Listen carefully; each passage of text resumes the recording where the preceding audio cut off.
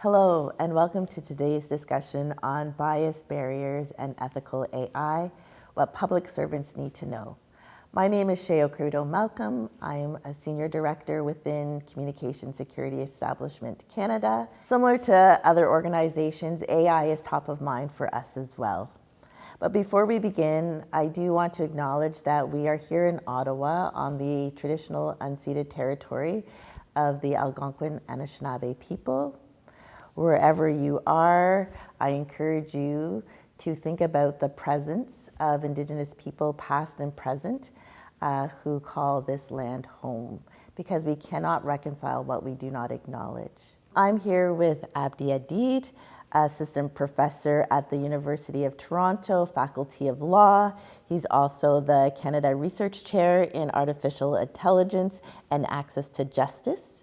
And lucky for us, he is here as a visiting scholar with the Canada School of Public Service. Welcome, Abdi. Happy to have you here today. Thank you for having me.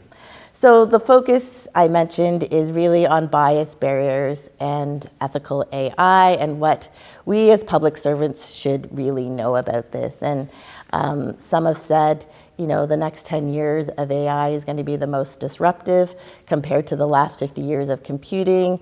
So as governments continue to adopt AI at a fast, accelerated pace, I'm curious to hear from you, why do we need to, at this moment in time, take ethical AI seriously? Yeah, it's a good and very big question. So I'll start by saying the most fundamental thing to know about AI is that we have the greatest capacity for good that we've ever had, but also probably the greatest capacity for harm that we've ever had, in part because of the scale. So the main reason that public servants have to think hard about AI and using it ethically is because you can do more damage, ultimately, at the same time that you can do more good. And so part of what I would like for people to think through is, well, what's distinctive about my role as a public servant that makes me different than, say, people in the private sector or other kinds of organizations? And that fundamentally is that there's public accountability. The public depends on you for things related to life and liberty, for example. And so the room to experiment is a little bit tighter and the margin for error is slimmer. And so you have to sort of know exactly what you're doing. And part of why I think ethics is a top of mind concern for public servants is because there's significant downside risk. It could be asymmetric risk. You could be, an AI tool can be insufficiently responsive, or it can be biased and inadvertently discriminatory. And that could mean that somebody doesn't get an important public provision that they're entitled to.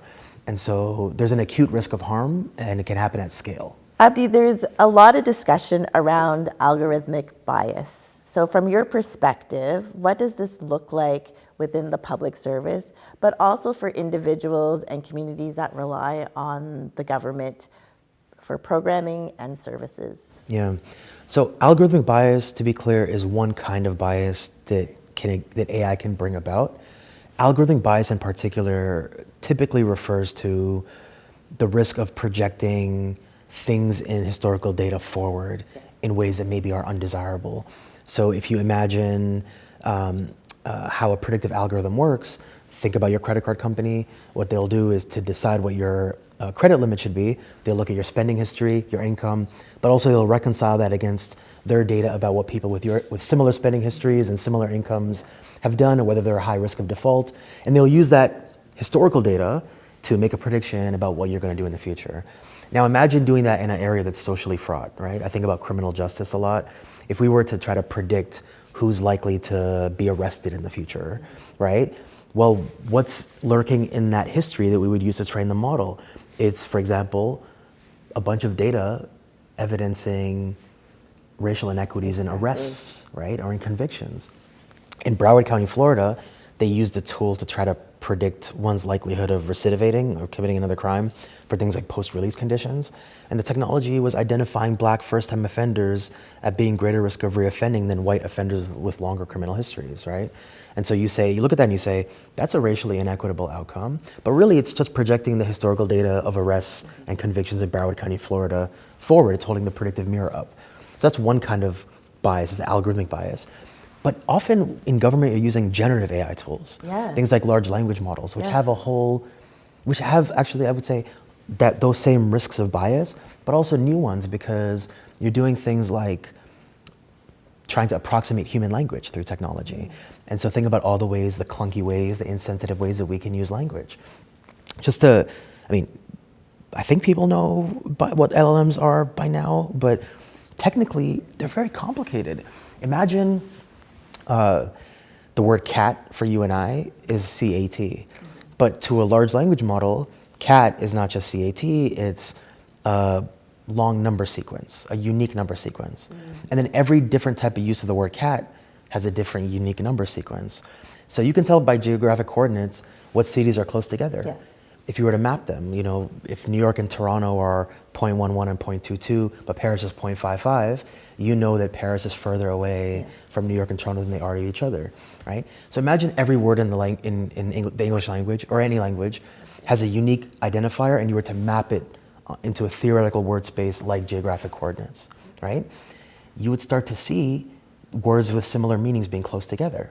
Well, if the large language model is learning from the way we use language, it might put doctor closer to man than it would put it to woman. It might put nurse closer to woman than it would to doctor, right? So because it's learning from us, it's actually, through a technical process, mapping an understanding of how we use language. And we don't always use language in ways that are fair, reasonable, becoming of our social understanding.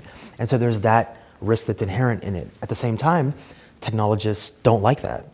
They don't want that to continue, and so there's a lot of effort to, in part because it can be embarrassing when the technology is doing things like projecting stereotypes forward. So there's a lot of effort to tamp down on some of those problems, and so our job as public servants is to help guide those efforts and insist on them, for example. Understanding what you just shared, it sounds like it's really important to keep the human in the loop. But the human also comes with biases too. How do we reconcile keeping the human in the loop, trying to correct for historical bias, but understanding that there's still current bias? Okay, so I'm going to say something that might be a bit unpopular, which Okay. is a human being in the loop isn't automatically the best idea every time. I think sometimes we use that as a bit of a crutch to tell us that this is how we intervene in the automated future. We make sure that human beings can make some decisions. That's true if the human beings actually have discretion. But if what you're doing is investing the technology with all the discretion, and ultimately all the human being can do is validate, right? Then what you've done is you've moved the discretion upstream, delegated to technology, and then you have human beings who really don't have the authority to meaningfully intervene. That to me is not automatically better. They have to be human beings that have the proper skills, training, authority, the proper capacity to supervise the technology, to explain it, to know what its outputs are. Then putting them in a position where they're empowered to, say, disagree with the technology. To me, that's meaningful human in the loop. But if you're putting the human in the loop merely as a rubber stamper and they don't have actual authority to zag where the technology might zig, I think that's probably window dressing on a bigger problem. So we've talked a lot about preventing harm, but AI can also be a tool for creating equity. Can you share an example where AI was used successfully to support equity, diversity, and inclusion goals? Yeah, I think that, again, it's all about how we use the technology and how we harness it. But one of the things that AI does is that it's able to ingest larger volumes of data than you and I maybe can. And so we might have biases, but we might also have informational blind spots that AI can help with. I think often about doctors diagnosing skin cancers in people of color.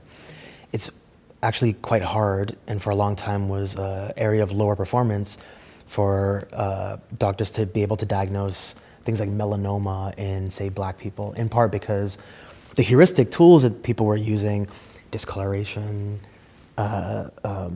whether there was asymmetry, those were often more difficult to spot on melanated skin, right? So there's that sort of observational challenge. But the other was that there weren't a lot of us in the case studies, and there weren't a lot of us in the empirical work that was informing the clinical practices.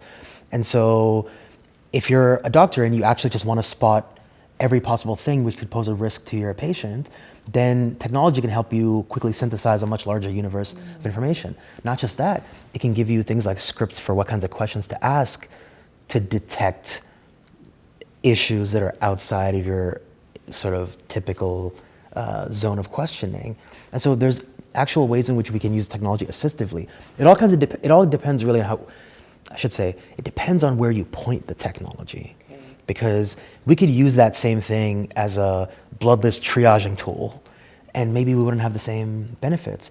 But with a learned professional who wants to do well, then we're talking about the true promise of being able to supercharge your capabilities. But I can think of a lot of examples. Education is actually a really good one right now, where you can have, think about this. ChatGPT is trained on the sum total of the internet, just to super simplify it, okay? But imagine you could say, I want to use a large language model and its fantastic language generation capacity. But what I'd like to do is restrict what it can make factual assertions from to an 11th grade physics textbook. What do you have now? You have a around-the-clock tutor for a kid who's like me, who wouldn't be able to afford any of those sort of additional supports, right? That's, to me, is some of the equity promise of these tools, and part of why it's not worth throwing it out because of concerns that we maybe have a fighting chance of constraining. Just building on that, like, can we go to the extreme where we trust it too much, where we're not going to take the time to do the fact checking? Yeah, I think that's probably true of any safety technology. You know, the economists call it moral hazard. If you have like anti-lock brakes in your car, you might drive less safely. If you have insurance, good insurance, you might drive less safely. If you have a backup camera, you might not do shoulder checks. So I think we're vulnerable in the same way we are to any safety technology. Abdi, you spoke to us about algorithmic bias. I understand that. You talked to us about generative AI bias, but I'm also hearing about agentic AI. And to me, it sounds a bit concerning. And so I'm just wondering, from your perspective as public servants, should we be concerned legitimately, or is this a domain or an area we should be leaning into? Let me start by saying, I think there's remarkable upside in all of these tools, but it really depends on whether or not we understand and control the downside. So I'm excited about the possibilities of algorithmic tools, generative AI tools, and agentic tools, except that I think that we need to constrain some of their risks. And so I'll talk about the peculiar risk of agentic AI. So I talked about algorithms before. That's like servicing insights in existing data, trying to mimic human cognition in some ways, pattern recognition. So think about algorithms as technology trying to think like humans. And then think about generative AI. It's learning from how we use language. It's trying to approximate the way that we interact. Even deepfake tools, for example, are trying to approximate the human aesthetic, for example. And so that's, if algorithms are technology thinking like us, think about generative AI as looking and sounding like us. And agentic AI is behaving like us, right? So it's about taking all of that ability in advanced data science techniques and then investing them in a persona, an AI-enabled persona.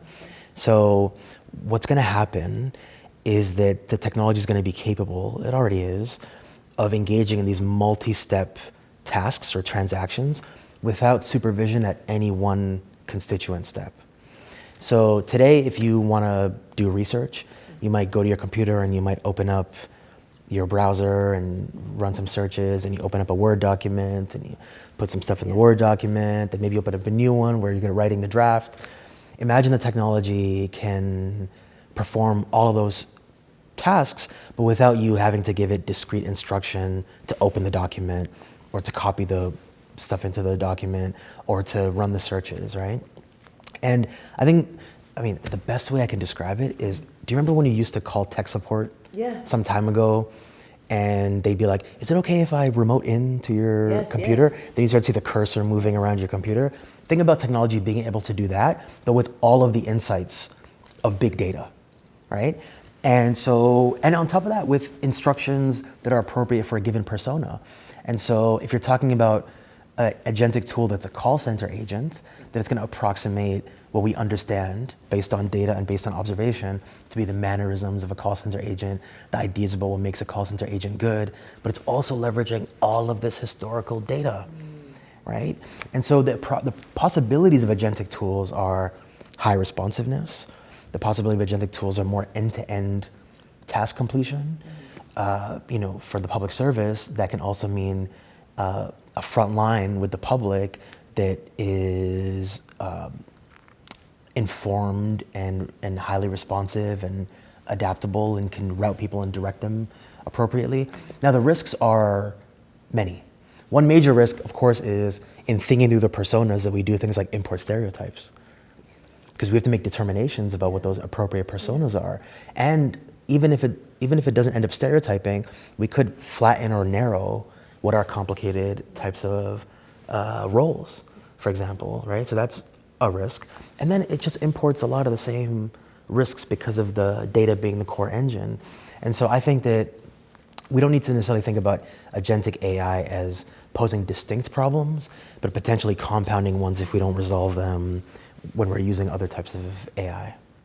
So Abdi, but as humans, we're evolving, and if this is a tool that learns as we are evolving, should it too not also evolve in a positive and hopefully healthy way? Yeah, I mean, evolution is slow for humans. It's evolving faster than we are, the technology. Yeah.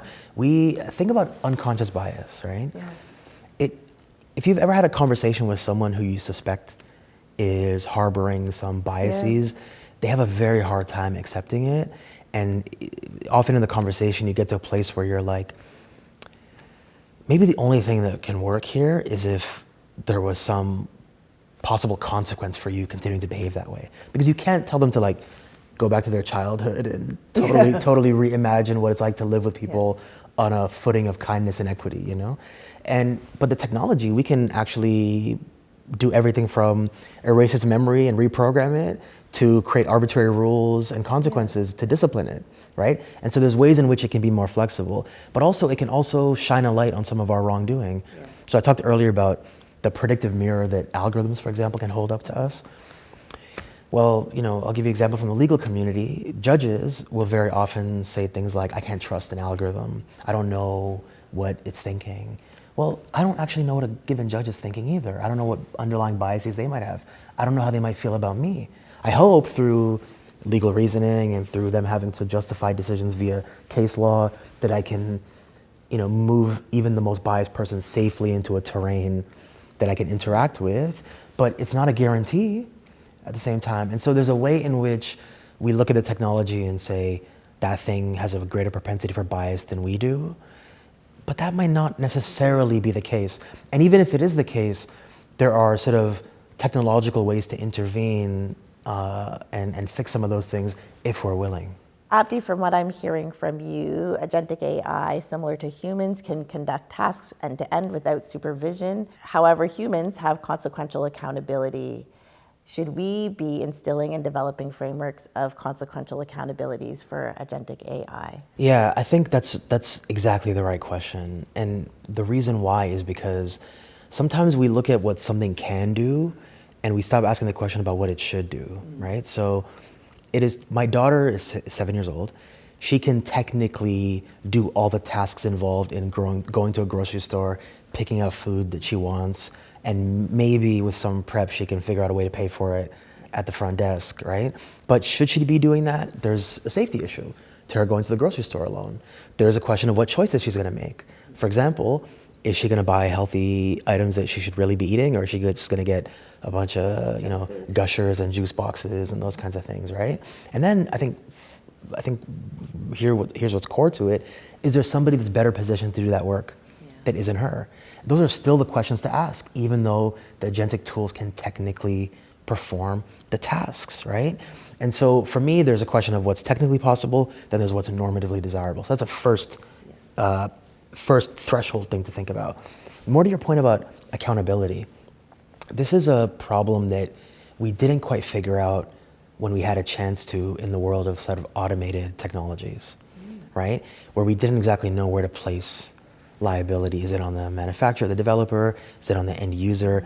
So I think it's something that we need to prefigure. We need to like invest legal, judicial resources, legislative resources in trying to figure out, because you know in your job, if you use an agentic tool and it does a bad job, you know practically you're going to be accountable. Yes. Practically. But the question is, could you have intervened? If you couldn't have intervened, right? If it went haywire, for example, then maybe you shouldn't be the accountable party, right? Maybe it should be the manufacturer or developer. That's still stuff that we have to work out. So public servants, I think, rightly recognize that the buck does stop with them, but we also need, as we move towards more certainty, a clearer sense of where accountability might rest. No, that makes sense. Yeah. So understanding that, Abdi, the good and the harm it can bring, where do we as humans have the capacity and capability and opportunity to, you said we cannot slow it down, but if we need to turn the switch, can we do that? Who can do that? Who decides when to do that? So there's a big picture turning the switch, which is things like legislation, just being active civic participants who have something to say about what the AI future ought to look like. Getting the right rules and constraints at a legislative level, I think, is sort of in the order of operations. That's task number one. But beyond that, part of it is also recognizing the different dynamic that exists in tech development versus, say, other kinds of manufacturing. For instance, tech development is iterative, right? Technology companies do the whole, you might have heard this term, land and expand. Yeah. So if there's a major tech company that wants to sell to the government of Canada, what they want to do really is, they'll start with a smaller procurement, they'll then roll it out across the organization. But in the meantime, they're trying to learn about appropriate use cases, they're trying to also tinker with the technology to improve its usability for the rest of the public service. Because it's not like having to take apart your car, it's really about sending effectively let's call it an over-the-air update, the technology. You have actually real meaningful opportunities as a user to intervene in how the tech works, so long as you see yourself as somebody who can provide them valuable information. And so for public servants who are concerned about the way that an AI tool is operating, talk to the company, right? Find structured ways of submitting information to them. Very often, they'll ask you in the technology itself, do you agree or disagree with the result? What's your feedback? That information is important. When I was a technologist trying to figure out how to design tools for people's use, particularly lawyers, we actually didn't get enough feedback often. There were people who had issues with the whole enterprise, but weren't taking their discrete opportunities to signal important information to us that we were sort of happy to learn from. So we need to empower ourselves to take more deliberate control in how we use and future use the technology. Yeah, think of these things as unfinished products, and think of yourself as the test group. Yes, and so we have influence in shaping. You do. And directing. More than you would think, especially if you organize. I mean, the public service has things like affinity groups. It has groups that are oriented around interest. Get together and consolidate your feedback as well. That makes sense. And so as we look to the future, what's the mindset and the new skill sets that we as humans need to have, to your point, be able to better govern these tools and to provide the proper level of oversight that will actually make a difference?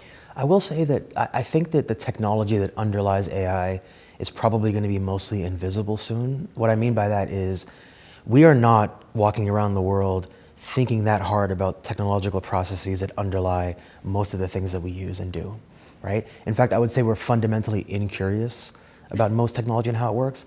I think the reason that we're amped up to a particular peak of interest with AI because we don't trust it. We want to look under the hood because we don't trust it. But if we can develop an ecosystem around AI where there's constraints, where there's someone to call if you have a concern, where we have success stories of AI being used, we probably will be more in a trusting environment, and then we can look a little bit less under the hood and think more about the important second order questions like, what's the AI doing? What is it achieving? Is it serving our best interests? I give the example often of your laptop. You don't exactly know most of the technical processes that, make the cursor move a millimeter on the word processor, but you know who to call if it goes wrong. Yeah. You know where to take it to, and you also know how to determine whether it's working or not. If you have those skills, which by the way are not technical, they're about issue spotting, for example, then you're probably well positioned to succeed. And so what I will say is, once you layer AI on top of various public service efforts, you'll see that it'll maybe expose some of the areas that we should have maybe been investing in for a long time. So one example right now is personnel management, right? So if now you have a new technology that purports to supercharge people's ability, and it can purport to replace some other tasks, then the question is, what should people be doing? How do you get the most out of the people that you have? That to me is kind of an old school analog consideration. So if you want to be poised to succeed in the AI future, double and triple down on things like change management skills, personnel management skills, the sort of one-to-one relational coaching stuff, because we're going to have to coexist with these things, and we're going to have to maybe do more with less in the future, and that's a deeply human challenge. Abdi, we spoke about a lot of things. As public servants, what should we be primarily focused on right now? It's a good question. Okay. I always hesitate. I have thoughts, but I very rarely have direct advice. But this is going to be the one time that I'm going to say what I think people should do. Yeah. The first thing people should do is think proactively about where they can use AI now, today. Okay. Even if you're somebody who has ethical concerns. Why? Because the thing we need to be are credible objectors to AI, right? If we have objections. So there are plenty of people who have issues with AI's environmental impact. And rightly so. There are plenty of people who have issues with its capacity to reproduce things like bias and discrimination, rightly so. But that doesn't necessarily mean that when your boss is talking to you about maybe using AI for internal summaries or some other low-hanging fruit task management thing, that you shouldn't figure out a way to do it, right?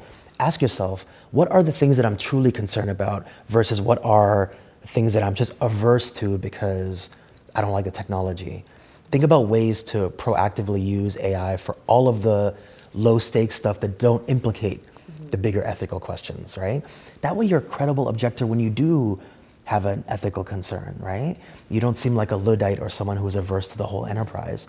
And part of why I say think now is because the horse is out of the barn, so to speak. There's no world in which AI is going to be meaningfully slowed down, any more than we had a chance of slowing down electricity.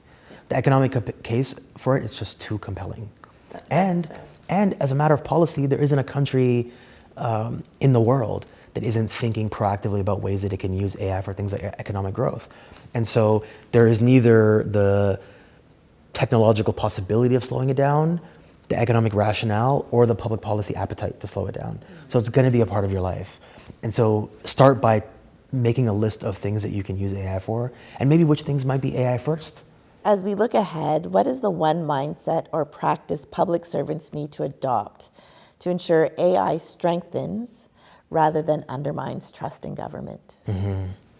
I think it's really reminding yourself about your unique position as a public servant. You're accountable to the public, but you're also delivering vital services, developing important policies, administering really important programs that people depend on.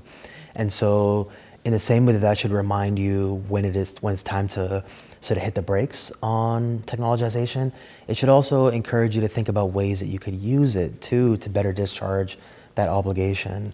I think sometimes about people who maybe have sort of misjudged what the public wants from them, right? There's a bit of a cautionary tale I talk about sometimes, which is the example of graphic designers. Graphic designers are very valuable, important people in our society, right? They help make everything in our, hyper commoditized world legible to us, among other things. And they are artists. They're artists, right? And they use their knowledge of art history and technology and aesthetics to give us things like brilliant logos that best capture what a company's trying to communicate out in the world, right? And they see themselves that way. And it turns out that the public wants unpixelated logos that they can use ChatGPT to generate in 2 minutes, right? And there's a story there, which is your self-image and the idea of what you're here to do, does it effectively sync up with what the public's expecting from you? Maybe sometimes the public doesn't want you to spin your wheels and take the scenic route to an answer just because you've learned along the way. Maybe actually what they want is high responsiveness, right? Maybe sometimes they want you to push the boundaries of human knowledge and bring your whole creative self to a task. Maybe other times they want something serviceable, right? And so part of what we need to do is do the difficult work of thinking through what exactly are the demands of us, and then choosing whether or not tools can help us along that goal.